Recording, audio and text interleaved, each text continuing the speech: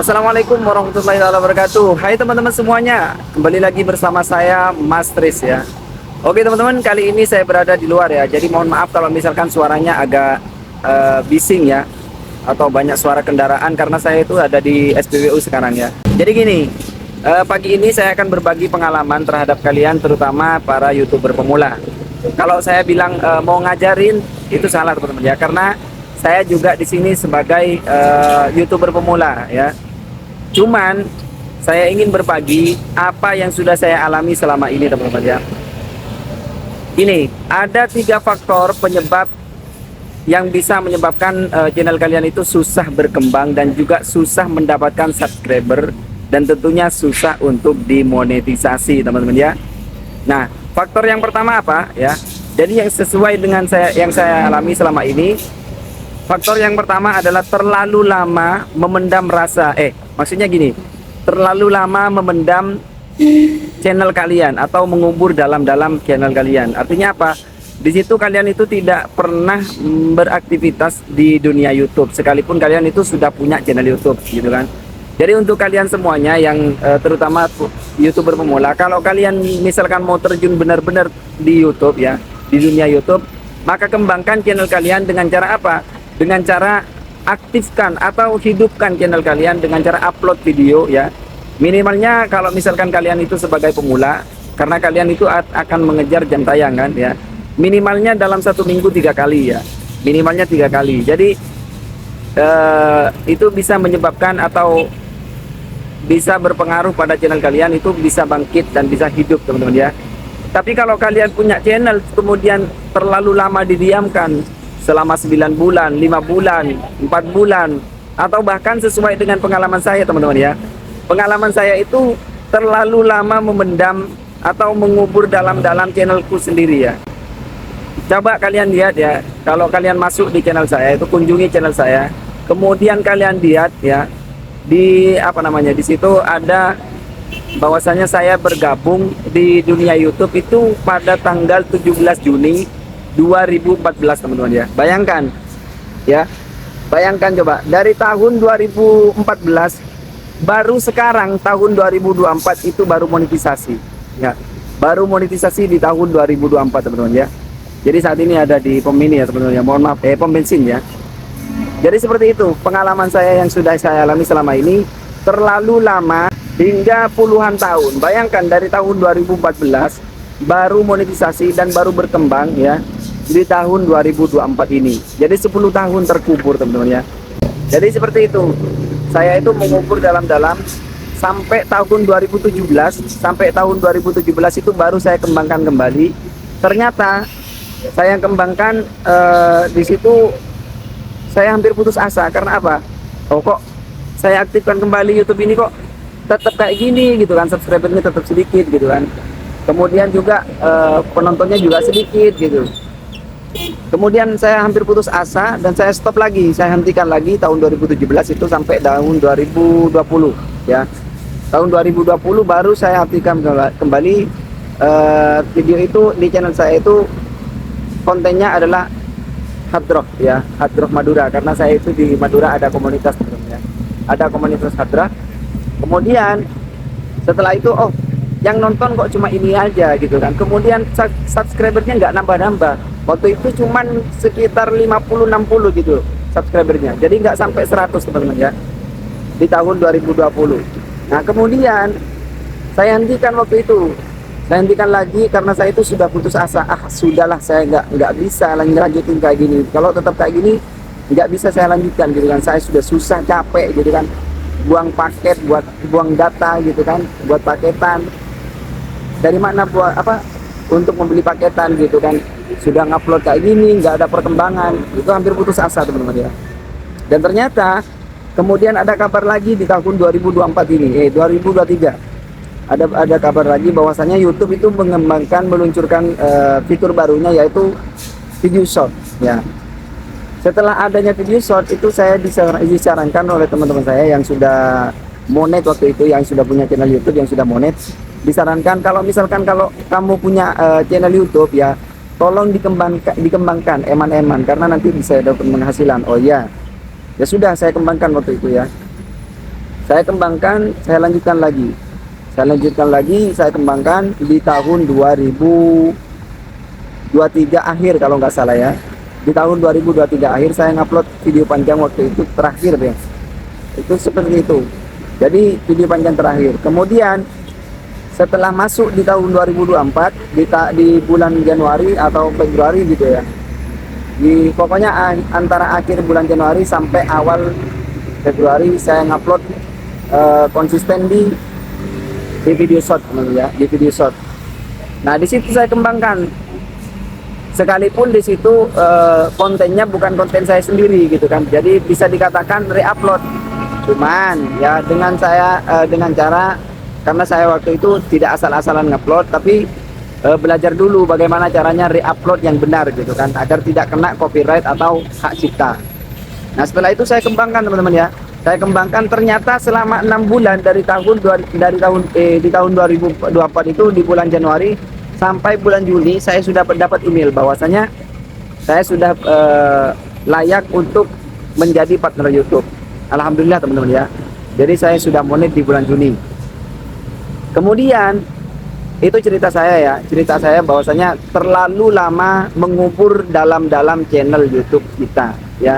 Itu yang menyebabkan channel kita itu tidak berkembang-kembang dan tidak bisa menambah subscriber dan juga lama untuk monetisasi. Itu ya yang faktor pertama. Kemudian faktor yang kedua teman-teman ya. Faktor yang kedua itu adalah mengupload video asal-asalan. Artinya apa? Ngupload video tidak ada judul, tidak ada thumbnail, yang penting punya video gitu, misalkan seperti ada acara, kemudian di video gitu kan, di video direkam, kemudian kalian upload tanpa editing, tanpa tanpa thumbnail, tanpa judul yang benar gitu kan. Jadi sebenarnya YouTube itu susah untuk merekomendasikan video kita gitu kan, untuk merekomendasikan kepada audiens gitu. Jadi itu faktor yang kedua, sehingga menyebabkan kesulitan untuk channel kita itu bisa berkembang teman-teman ya. Makanya kalau misalkan kalian itu mau terjun di YouTube, pastikan video kalian itu benar-benar yang pertama adalah original ya.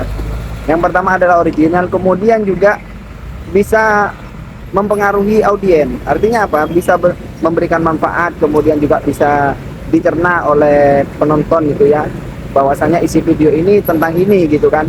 Jadi bisa dicerna oleh penonton. Nah, itu yang kedua, faktor yang kedua. Kemudian yang ketiga teman-teman ya, ada teman-teman saya itu yang melakukan live streaming dengan cara mendiamkan live streaming itu berlangsung tanpa kita itu ngobrol, atau kurangnya komunikasi dengan audiens kita, dengan subscriber kita gitu kan, baik di luar YouTube atau di dalam YouTube. Jadi melakukan live streaming tapi di situ komunikasinya kurang gitu kan dengan penonton kita. Karena gini teman-teman ya, nanti saya kasih tahu atau kasih pengalaman bahwasanya bagaimana sih caranya live streaming yang benar dan berinteraksi, benar-benar berinteraksi dengan penonton ya. Sekarang YouTube itu memudahkan kita untuk bisa mendapatkan subscriber lebih banyak dan juga mengembangkan channel kita lebih cepat, yaitu dengan live streaming vertikal teman-teman ya. Yaitu kalau kita live streaming dengan cara vertikal, maka kita itu akan ditampilkan di feed short ya.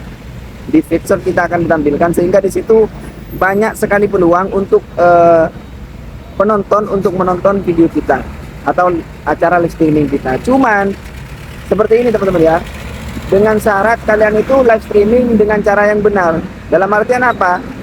Kadang ada orang itu live streaming ya, live streaming HP-nya didiamkan tanpa ada interaksi dengan penonton. Karena di live streaming itu kan pasti ada yang hadir, kemudian kalau ada yang hadir pasti ada yang komentar gitu kan ya.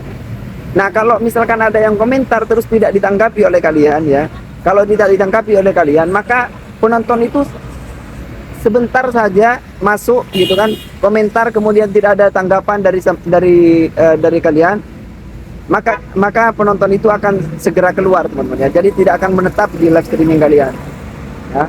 Makanya untuk kalian ya, terutama YouTuber pemula, jadi kalau misalkan kalian mau melakukan live streaming ya, karena persyaratan live streaming itu yang pertama minimal punya 50 subscriber kalau saat ini ya.